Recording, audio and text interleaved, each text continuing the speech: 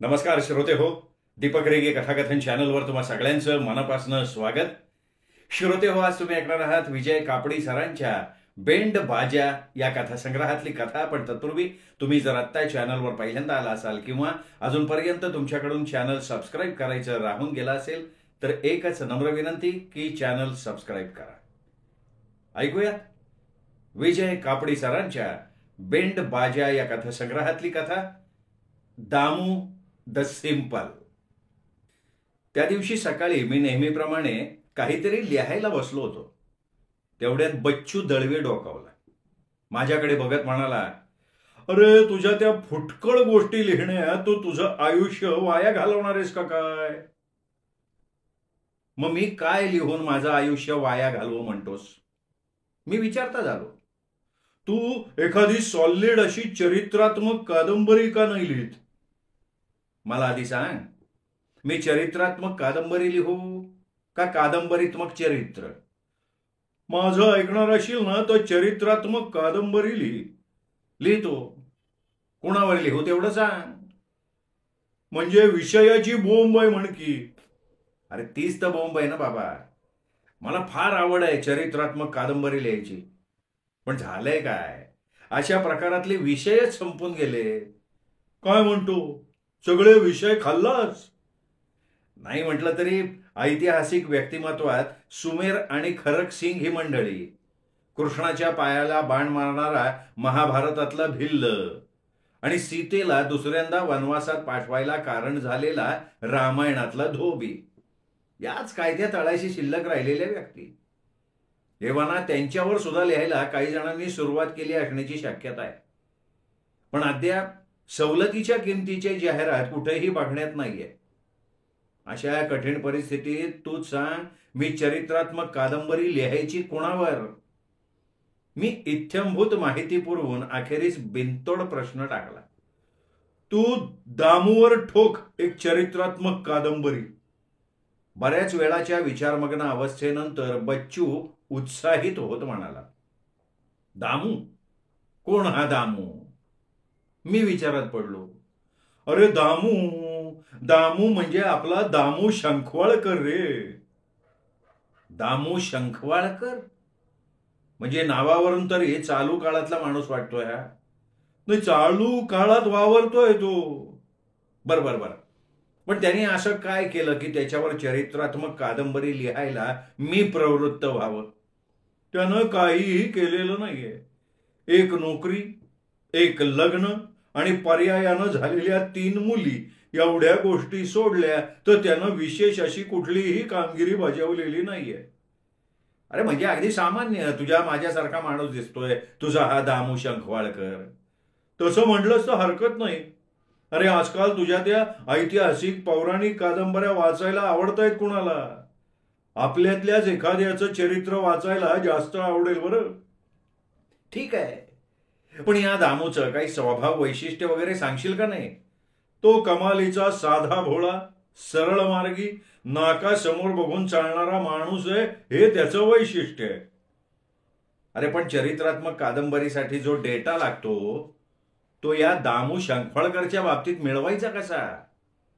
काळजीच्या सुरात मी त्याला विचारलं. ते काम माझ्याकडे लागलं. दामूला डायरी लिहायचा नाद आहे. फार पूर्वी त्याला डायरिया झाला तेव्हा डायरी लिहिण्याचा छंद बंद कर असा उपाय आम्ही त्याला सुचवलेला होता. तर त्यांनी आजपर्यंत लिहिलेल्या सगळ्या डायऱ्या तुझ्याकडे आणतो.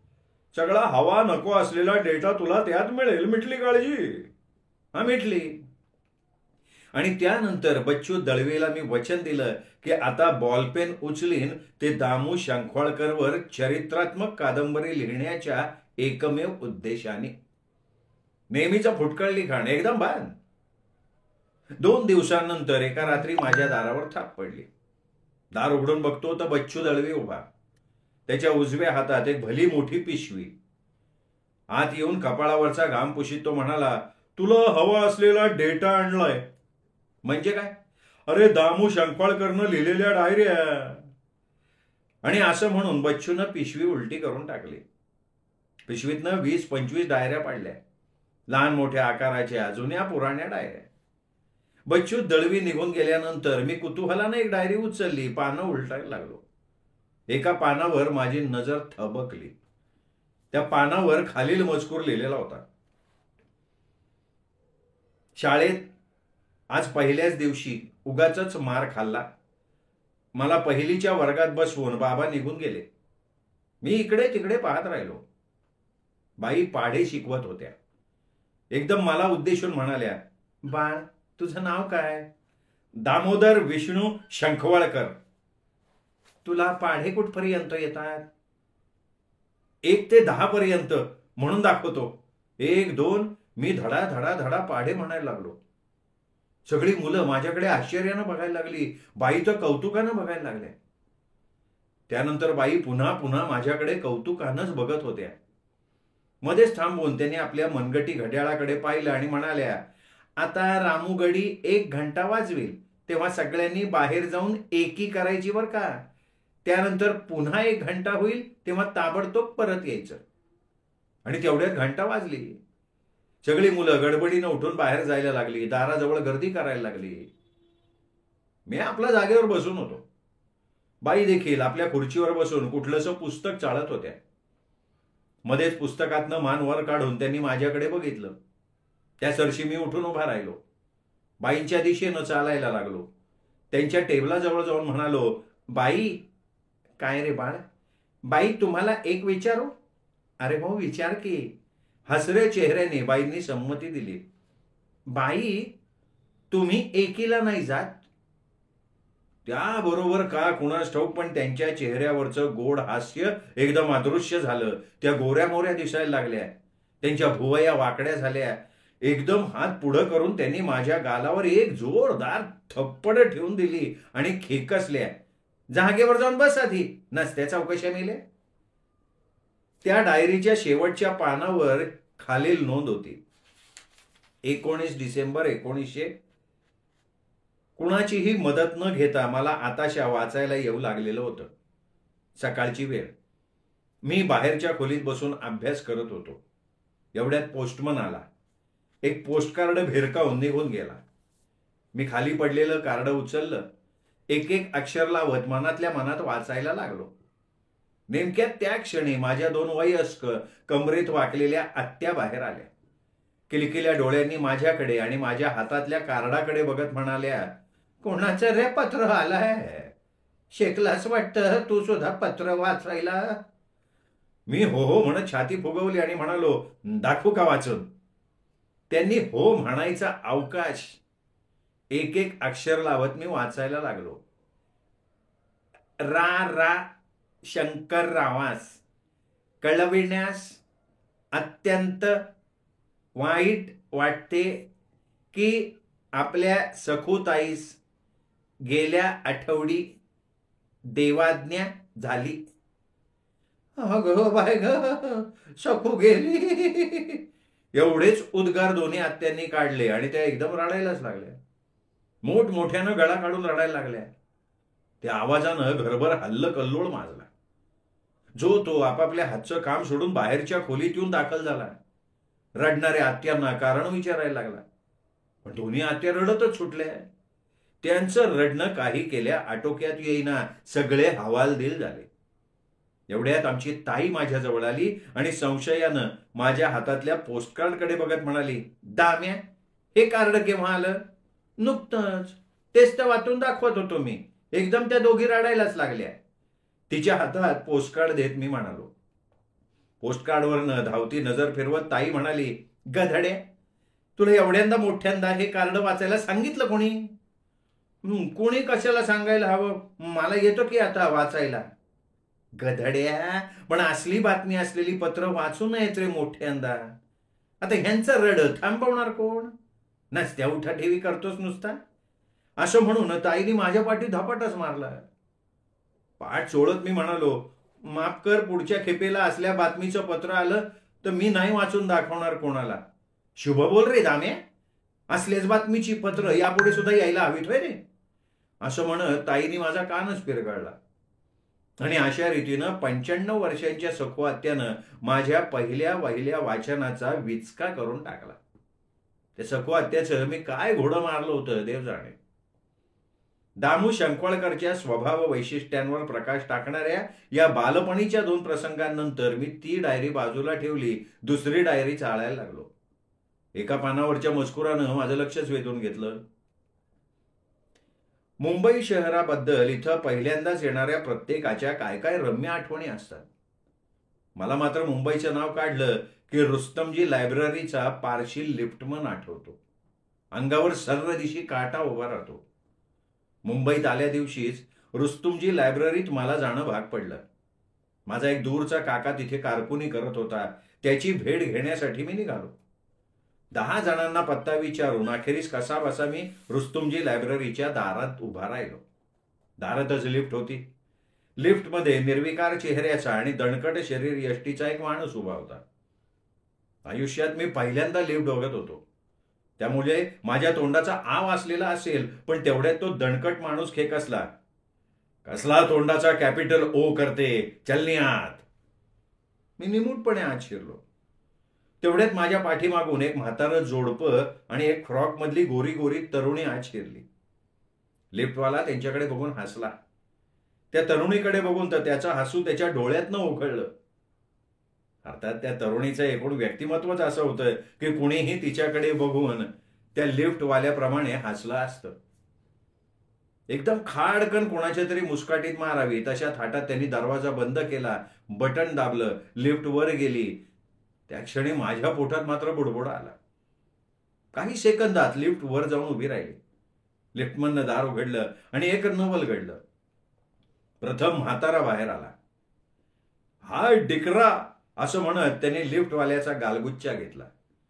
त्याच्या पाठोपाठ ती म्हातारी बाहेर आली. तिनेही हसत हसत त्याचा एक गालगुच्चा घेतला. आता त्या गोऱ्या तरुणीची पाळी आली. तीही बाहेर पडली आणि बाहेर जाता जाता तिने सुद्धा त्याचा गालगुच्चा घेतला. माझ्या डोक्यातली विचारचक्र फिरली. मगाच्या सूक्ष्म अवलोकनानं मी प्रभावित झालेलो होतो. मुंबईच्या माणसांचं लिफ्टवाल्याबद्दलचं हे प्रेम मला फार आवडलं होतं. त्यांच्या मागोमाग मी बाहेर आलो आणि येता येता मी सुद्धा त्याचा एक दणकेबाज गालगुच्चा घेतला. आपण त्या क्षणी तो लिफ्टवाला एकदम पिसाळला. त्याने चढदिशी पुढे होऊन पटदिशी माझा गळा पकडला. साला घाटी माणस, मस्करी करते शाला. खेकसला माझ्यावर. मस्करी? मी कुठे मस्करी केली? मी तर गालगुच्चा घेतला तुमचा. गळा सोडवून घेण्याचा अयशस्वी प्रयत्न करत मी म्हणालो, कशाला कशाला कशाला गालाला हात लावला माझा? माझ्या गळ्यावरची त्याची पकड आता अधिक घट्ट होत चाललेली होती. अहो पण त्यांनी सुद्धा तुमच्या गालाला हात लावलाच का नाही? हात लावेल नाही तर पाय लावेल शाला, तुझ्या काय संबंध? संबंध कसला? मी पण त्यांच्यासारखं केलं. केवळ त्यांनी केलं म्हणून मी केलं. पकडायचा असेल गळा ना तर आधी त्यांचा गळा पकडा. मी खुलासा केला. शाला घाटी शाला. अरे तुम्हा लोकांनी अकल कधी येणार रे? ते तर साले शगेवाले माझे. तो बुडा फादर इन ला, ती बुड्ढी मदर इन ला आणि ती डिक्री वाईफ आहे माझी वाईफ. तू कोण रे शाला माझ्या? आणि तेव्हा कुठं माझ्या लक्षात आलं की मुंबईत नातेवाईकाशिवाय कोणी लिफ्टवाल्याचा गालगुच्चा घ्यायचा नसतो. आणखीन 2-4 पानं उलटल्यावर खालील नोंद बघितली. आज सकाळीच वेंगुर्ल्याचा रवी दाभोळकर अकस्मात भेटला. म्हणाला, रविवारी डोंबिवलीला ये, कोंबडं बिंबडं कापू. रविवारी सकाळची गाडी पकडून 11 वाजता डोंबिवली स्टेशनवर पोहोचलो. बाहेर आलो. सुरव्यांचा वाडा कुठे आहे असं विचारताच एक जण म्हणाला, चला असे सरळ. मी चालायला लागलो. बराच वेळ चालल्यानंतर इकडे तिकडे बघितलं तो एक उभा संडास दिसला. संडासच्या दारावर कुणीतरी खडूना मोठ्या ठळक अक्षरात लिहिलं होतं, कृपया कार्यभाग उरकल्यावर दाराला कडी घाला. मी पुढे झालो. संडासच्या जवळ गेलो. कडी लोंबत होती. कुणीतरी अशिक्षितानं सूचना वाचलेलीच नसावी. मी कडी घालून टाकली. एवढ्यात पायरीवर कुलूप दिसलं. कुलपात चावी होती. मी कुलूप घातलं, चावी फिरवली. आता ती चावी द्यायची कोणाकडे असा विचार करत मागे वळलो तर माझ्यासमोर काळा कभिन्न वर्णाचा, लिंब ठेवली तरी तोलली जातील अशा वजनदार मिशांचा एक माणूस उभा. काय मिस्टर, काय विचार काय? घोगऱ्या सुरात त्याने विचारलं. विचार? कसला विचार? ही सूचना वाचली, कडी घातली, कुलूप घातलं. आता ही चावी ही कोणाकडे द्यायची हो? वर ही मखलाशी, बोलू का मालकाला? तेवढ्यात संडासाचं दार आतून जोर जोरानं वाजायला लागलं, अगदी तालात वाजायला लागलं. अरे मला बाहेर काढा, कडी कोणी घातली? आतला माणूस टाहो फोडायला लागला. माझ्या हातातली चावी हिसकावून त्या काळून कुलूप काढून कडी सरकवून दार उघडलं. कानाला जानवं लावलेला खडूस चेहऱ्याचा एक माणूस बाहेर आला. आम्हा दोघांकडे बघत खेक असला. कोणी केला हा चावटपणा? आता यांच्याशिवाय कोण करणार असला चावटपणा? तो काळू म्हणाला. चावटपणा कसला?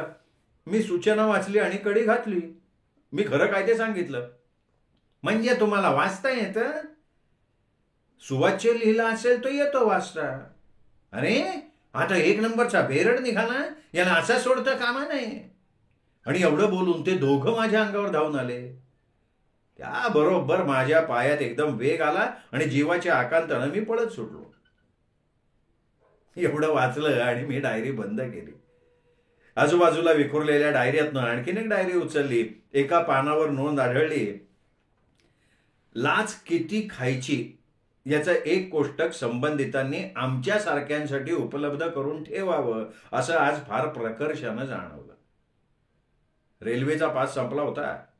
नवा पास काढायला विसरलो होतो. गेटपाशी टीसीनी पकडलं. मी थोडी गायावाया केली. त्याच वर्षी तो धरावला. मला कोपऱ्यात नेऊन हलक्या सुरात म्हणाला, देखो कुछ तो देव और यहां से जाओ. मग त्याने डोळा मिचकावला. सुरुवातीला मला मोठी गंमत वाटली. नंतर मात्र मूळ अर्थ डोक्यात शिरला आणि मी गंभीर झालो. कितना देने का? मी हळूच विचारलं आणि त्याच्याप्रमाणे एक डोळा मिचकावला. अरे कितना भी देऊ, लेकिन समझ के देना. तो कुजबुजला. यावेळी मात्र त्याने डोळा मिचकावला नाही. मी विचार केला. डोकं शिणेपर्यंत विचार केला, पण नेमके पैसे किती द्यायचे हा प्रश्न काही सुटेना. शेवटी धीर करून मी खिशात हात घातला आणि त्याच्या हातावर एक नाणं ठेवत हळूच डोळा मिचकावला. तळ हातावर 10 पैशाचं नाणं बघता त्याच्या तळपायाची आग मस्तकात गेली. चला भिकारी आहे क्या, 10 पैसे देता हमको? तो चिडून जवळजवळ ओरडला. तेवढ्यानं समाधान झालं नाही म्हणून त्याने माझी गाचंडी पकडली. मी टरकलो. पुन्हा खिशात हात घालून एक नाणं काढलं. न बघता त्याच्या हातावर ठेवून दिलं. ते नाणं 25 पैशांचं होतं हे मी त्याच्या हातात गेल्यावरच बघितलं. ते नाणं बघताच तो खुश झाला. त्याचं डोळं मिचकावणं पुन्हा सुरू झालं. लाच किती द्यायची याचं एक सरकारमान्य कोष्टक हवं, ते असले अडचणीचे प्रसंग टाळण्यासाठी. पुढे आणखीन एक नोंद होती. खरं म्हणजे नाकासमोर पाहून चालणारा मी. त्यात आणखी समोरून चालत येणारी व्यक्ती स्त्री असेल किंवा ती कुठल्याही वयाची का असेना, आपली नजर खाली जमिनीकडे वळलीच म्हणून समजा. आज रेल्वे पासाच्या ह्या मोठ्या रांगेत मी उभा होतो. अचानक पुढे उभ्या असलेल्या स्त्रीकडे नजर गेली आणि काळीज धडधडलं. समोरच्या स्त्रीच्या अंगात पोलकाच नव्हता. तिचे दंड उघडे दिसत होते. व तिने अंगावर पदर घ्यावा का नाही, पण तिच्या ते गावीही नव्हतं. तिला त्या बाबतीत सावध करणं ही माझी सामाजिक जबाबदारी होती. आणि एकदा एखादी जबाबदारी अंगावर आली की शड्डू ठोकून तिच्या समोर उभं राहायचं हा आपला खाक आहे. 2-3 वेळा गळा खाकरून साफ केला. उसना अवसान वगैरे ओरबडून गोळा करत अखेर म्हणालो, त्या सरशी बाई वळाली. माझ्या दिशेनं चेहरा करून उभी राहिली. इकडे लाजेनं माझा प्राण जायची वेळ आली. तुम्हाला एक महत्वाचं सांगायचंय हो. मी इकडे तिकडे बघत हळूच म्हणालो. काय? तिने त्रासिक चेहरा करत कपाळावर आठ्या चढून खेकसल्यासारखं केलं. तुम्ही फार घाईत घराच्या बाहेर पडलात वाटतं. मी तिला परत हळूच विचारलं, कुठे पडले? मोठ्यानं बोला, कुठे पडले मी? आता असल्या गोष्टी मी मोठ्याने कशा सांगणार? तरी मी तिच्या कानाशी तोंड नेत पुटपुटलो, तुम्ही अंगभर पदर घ्या ना बाई. फार मोठं महत्वाचं घालायचं विसरलाय तुम्ही आज. त्या क्षणी तिने डाव्या हातानं माझ्या उजव्या गालावर एक ठेवून दिली आणि उजव्या हातातली भक्कम पर्स माझ्या डोक्यात धोंडा घालावा तशी घातली. संध्याकाळी मित्राला त्या निर्लज्ज बाईचा कांगावा सांगितला तेव्हा खो खो हसत मित्र म्हणाला, अरे मूर्खा, मुंबईच्या बायका ती फॅशनच आहे. स्लीवलेस ब्लाऊज हा शब्द गेलाय का कधी तुझ्या कानावरनं? ही अजून एक गंमत मी वाचली आणि नेमका दुसऱ्या दिवशी सकाळी बच्चू दळवे डोकावला. काय कसा काय वाटला बायोडाटा? अरे तुझ्या दामूवर मी चरित्रात्मक कादंबरी ठोकणार. अच्छा, मग सुरुवात कधी करतोस? अरे सुरुवात तर कालच केली. हा घे, दामू द सिंपल या चरित्रात्मक कादंबरीचा पहिला परिच्छेद. आणि असं म्हणून मी एक कागद त्याच्या समोर ठेवला. बच्चू मोठ्यानं कागदावरचा मजकूर वाचायला लागला. त्या काळी आज जन्मलेलं मूल या सदराखाली भविष्य छापायची पद्धत नव्हती म्हणून, नाहीतर दामू शंखवाळकरच्या जन्मदिवशी वर्तमानपत्रात नक्की छापून आलं असतं की आज जन्मलेलं मूल साध्या भोळ्या स्वभावाचं, सरळ मार्गी, नाकासमोर पाहून चालणारं, कुणाच्या आध्यात किंवा मध्यात नसणारं असेल. तथापि आयुष्यभर इतरांच्या हातचा मार उगाचच्या उगाच खाण्याचा योग या बाळाच्या नशिबी अटळ दिसतो. तर प्रिय वाचक हो, लवकरच दामू द सिंपल ही चरित्रात्मक कादंबरी बाजारात येईल. किंमत फक्त 40 रुपये आहे. सवलतीची किंमत अर्थात 4 रुपये आहे. बघा, सवलतीत विकत घ्या. प्रकाशनपूर्व नोंदणी धूमधडाक्यात चालू आहे. हे काही वेगळं सांगायला हवं का मित्र? श्रोते हो, ही होती विजय कापडी सरांची कथा दामू द सिंपल. कथा कशी वाटली हे कमेंटमध्ये जरूर जरूर कळवा. या कथेचा व्हिडिओ लाईक करा. ही कथा मित्रपरिवारात, नातेवाईकात शेअर करा. आणि हो, चॅनल सबस्क्राईब करायचं तुमच्याकडनं अजूनही राहून गेला असेल तर आत्ता वरती जो माझा फोटो दिसतोय या फोटोला क्लिक करा आणि चॅनल सबस्क्राईब करा. भेटूयात दीपक रेगे कथाकथन चॅनलवर पुन्हा पुन्हा, कारण दीपक रेगे कथाकथन चॅनल म्हणजे कथा आनंदाचा अत्युच्च ठेवा. भेटूयात मित्र.